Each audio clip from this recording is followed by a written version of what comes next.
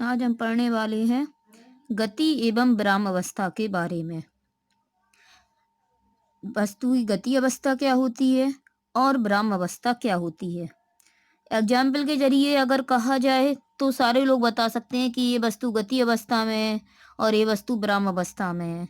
जैसे कह दिया जाए कि एक कोई फर्श पर मेज रखी है तो वो कौन सी अवस्था में होगी, तो उसे हम बता सकते हैं कि फर्श पर रखी मेज विराम अवस्था में है। सड़क पर कोई गाड़ी चल रही है, कोई वाहन चल रहा है, तो वह कौन सी अवस्था में है, तो उसे बता दिया कि वह गति अवस्था में है। आकाश में कोई पक्षी उड़ रहे हैं तो वो गति अवस्था में है। सड़क पर व्यक्ति चल रहे हैं तो वो भी गति अवस्था में है। तो इस तरह से एग्जाम्पल के जरिए तो बताया जा सकता है कि वस्तु गति अवस्था में है या फिर वह वस्तु विराम अवस्था में है। अब इसको हमें डिफाइन करना होगा डेफिनेशन के जरिए कि गति अवस्था क्या होती है और विराम अवस्था क्या होती है। जैसे मान लो कोई एक ये वस्तु है, इस तरह से एक वस्तु रखी गई है। इसको अगर हमने देखा अभी ये यहाँ पर रखी थी, कुछ समय बाद हम फिर देख रहे हैं तो कुछ समय बाद देखने पर मान लो ये बिंदु ए पर रखी गई है ये वस्तु, तो हम कुछ समय बाद फिर देखते हैं तो कुछ समय बाद ये वस्तु फिर से हमें इसी बिंदु ए पर दिखाई देती है। यानी हमने देखा कि ये वस्तु जो रखी हुई थी वो पहले बिंदु ए पर रखी थी, कुछ समय बाद फिर देखने पर इस वस्तु की स्थिति फिर से बिंदु ए पर ही है। तो हमने ये देखा, यहाँ पर ये समझा कि इस वस्तु की स्थिति में समय के साथ कोई परिवर्तन नहीं हुआ है। यानी पहले भी ये वस्तु बिंदु ए पर थी और कुछ समय पश्चात भी ये वस्तु बिंदु ए पर है। तो इस वस्तु की स्थिति में समय के साथ कोई परिवर्तन नहीं हुआ है, अर्थात ये वस्तु विराम अवस्था में है। यदि मान लो कोई एक वस्तु है, यह वस्तु बिंदु ए पर रखी थी, कुछ समय बाद हम देखते हैं कि यह वस्तु बिंदु बी पर पहुंच जाती है। तो यहाँ पर यदि देखा जाए तो इस वस्तु की स्थिति में ये वस्तु पहले कुछ समय पहले बिंदु ए पर थी, कुछ समय बाद ये वस्तु कहाँ पहुंच गई, बिंदु बी पर। तो इसका बिंदु ए के सापेक्ष बी पर स्थान परिवर्तन हुआ, यानी स्थिति में परिवर्तन हुआ।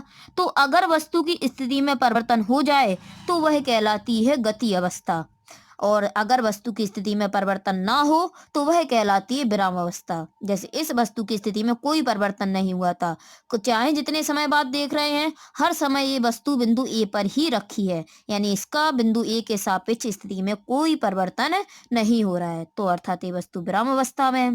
जबकि यह इस चित्र में यदि देखा जाए तो इस वस्तु की स्थिति में समय के साथ अगर देखा जाए तो बिंदु ए के सापेक्ष बी पर स्थिति में परिवर्तन हो रहा है, तो वह वस्तु गति अवस्था में है। जैसे सड़क पर कोई वाहन चल रहा होता है, तो सड़क पर यदि वाहन चल रहा है तो हम देखते हैं कि मान लो ये वाहन पहले यहाँ पर था, जैसे ये सड़क है, कुछ समय बाद देखते हैं कि कोई जो वाहन चल रहा था वो यहाँ पहुंच जाता है, तो इसकी स्थिति में परिवर्तन हुआ है, तो अर्थात वो वस्तु गति अवस्था में है। इसी तरह से यदि देखें कि कोई फर्श पर अगर मान लो कोई एक मेज रख दी जाए, तो हम देखते हैं कि फर्श पर मेज यहाँ पर रखी हुई थी, इस बिंदु पर रखी हुई थी, कुछ समय बाद फिर देखा तो फिर से ये मेज इसी बिंदु पर है, अर्थात इस मेज की स्थिति में कोई परिवर्तन नहीं हुआ है समय के साथ, तो यह मेज विराम अवस्था में है। सड़क मतलब मान लो को मेज पर कोई बुक किताब रख दें या कोई कॉपी रख दें, तो उसकी स्थिति में भी हम देखते हैं समय के साथ कोई परिवर्तन नहीं होता है, तो वो भी विराम अवस्था में हो जाएगी। फर्श पर कोई कुर्सी रखी है या जैसे कक्षा में देखते हैं कि ब्लैक बोर्ड टंगा हुआ होता है, तो उसकी भी स्थिति में कोई परिवर्तन नहीं हो रहा है, तो वो भी कौन सी अवस्था में हो जाएगी, विराम अवस्था में। तो इस तरह से हम कोई भी वस्तु की गति एवं विराम अवस्था को पहचान सकते हैं।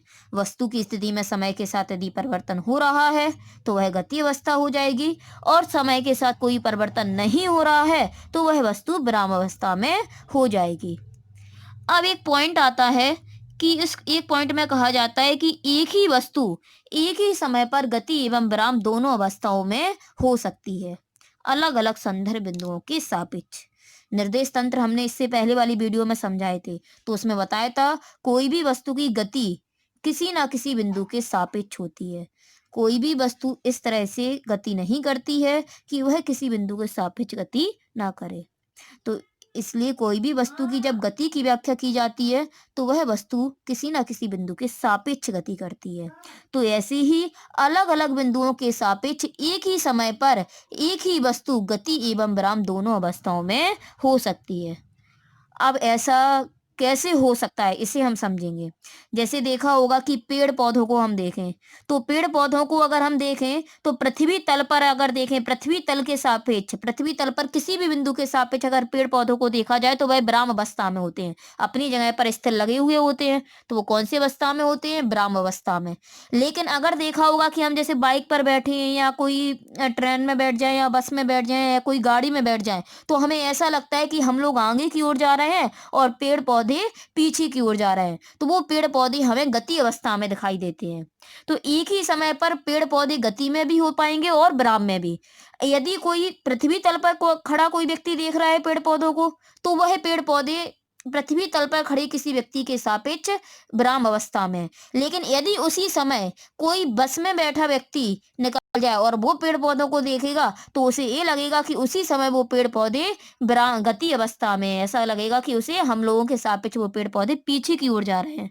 तो एक ही समय पर पेड़ पौधे गति और विराम दोनों में हो सके हैं, लेकिन अलग अलग बिंदुओं के सापेक्ष। पृथ्वी तल पर खड़े किसी बिंदु के सापेक्ष या कोई व्यक्ति के सापेक्ष विराम अवस्था में है, जबकि कोई बस में या कोई और वाहन में बैठे व्यक्ति के सापेक्ष वो पेड़ पौधे गति अवस्था में है। इसी तरह से देखो कि जैसे कोई व्यक्ति बस में बैठा हो और हम लोग बस में चढ़ जाएं और उसी के पास आकर बैठ जाएं, और कोई जैसे मान लो बस में हम बैठे, कोई हमें छोड़ने आया तो वो नीचे खड़ा हुआ है, बस चलने लगती है। जब बस चलने लगेगी तो जो नीचे मान लो हमें जो छोड़ने आया था व्यक्ति वो नीचे खड़ा हुआ है, तो वो देखेगा कि उसके सापेक्ष हम लोग आगे की ओर बढ़ते चले जा रहे हैं। तो उसके सापेक्ष जो बस में बैठे व्यक्ति हैं उनकी स्थिति में परिवर्तन हो रहा है, तो अर्थात वो गति अवस्था में हो चुके हैं। लेकिन बस के अंदर और जो बैठे व्यक्ति हैं वो अगर देखेगा कि जो बस के अंदर बैठ गया व्यक्ति उसके सापेक्ष तो उसकी स्थिति में कोई परिवर्तन नहीं हुआ है, तो वो विराम अवस्था में हो जाएगा। तो एक ही वस्तु एक ही समय पर गति एवं विराम दोनों अवस्थाओं में हो सकती है, लेकिन अलग अलग बिंदुओं के सापेक्ष। जैसे बस के नीचे खड़े व्यक्ति के सापेक्ष बस के अंदर सभी बैठे व्यक्ति गति अवस्था में है, लेकिन बस के अंदर कोई भी एक व्यक्ति और अन्य व्यक्तियों को देखे जो बस के अंदर बैठे हैं, तो उसके सापेक्ष वो सभी व्यक्ति विराम अवस्था में है।